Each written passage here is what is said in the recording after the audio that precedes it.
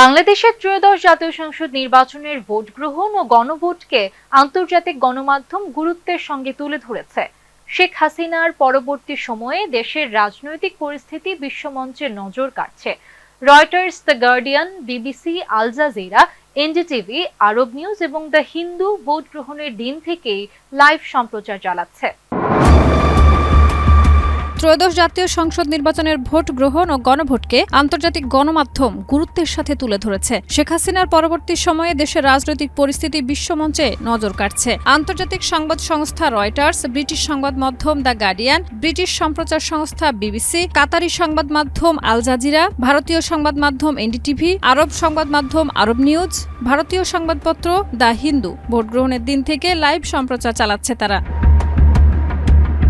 Reuters তাদের প্রতিবেদনের শিরোনামে উল্লেখ করেছে, বাংলাদেশ নির্বাচন লাইভ, তারেক রহমানকে পরবর্তী প্রধানমন্ত্রী ঘোষণা করে বিজয় দাবি বিএনপির। প্রতিবেদনে বলা হয়েছে, নির্বাচন কমিশন চূড়ান্ত ফলাফল ঘোষণা না করলেও প্রাথমিক গণনায় বাংলাদেশ জাতীয়তাবাদী দল বিএনপি একক সংখ্যাগরিষ্ঠ আসনে এগিয়ে রয়েছে। রিপোর্টে উল্লেখ, ২০২৪ সালের গণ অভ্যুত্থানের পর দেশের প্রথম গণতান্ত্রিক পরীক্ষা, যা দীর্ঘদিনের রাজনৈতিক অস্থিরতার পর ক্ষমতার ভারসাম্যে বড় পরিবর্তনের ইঙ্গিত দিচ্ছে।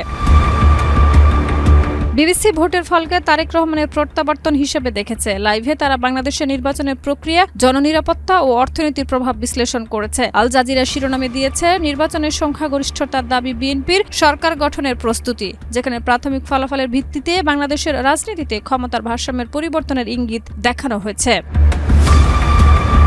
দ্য গার্ডিয়ান প্রধান প্রতিবেদনে লিখেছে, হাসিনা পরবর্তী প্রথম নির্বাচনে বিএনপির জয়ের দাবি, যেখানে নির্বাচনের ফলকে গণতন্ত্রের পরীক্ষা হিসেবে অভিহিত করা হয়েছে। ভারতের এনডিটিভি তারেক রহমানের নেতৃত্বে বিএনপির জয়কে বিস্ময়ের সঙ্গে দেখছে। আনন্দবাজার পত্রিকার শিরোনামে বলা হয়েছে, ব্যবধান বাড়াচ্ছে বিএনপি, ২ আসনে জয়ী তারেক, তবে হচ্ছে না কোনো বিজয় মিছিল। গণনা নিয়ে প্রশ্ন তুলে বিবৃতি জামায়াতের। পাকিস্তানের প্রধান সংবাদ মাধ্যমগুলোর প্রতিবেদনেও বাংলাদেশের নির্বাচনের খবর গুরুত্বের সাথে প্রকাশিত করা হয়েছে। বিশ্লেষকরা মনে করছেন, এই নির্বাচন শুধু দেশের রাজনৈতিক অবস্থা নয়, দক্ষিণ এশিয়ার রাজনৈতিক স্থিতিশীলতা এবং আন্তর্জাতিক সম্পর্কের ক্ষেত্রে প্রভাব ফেলবে।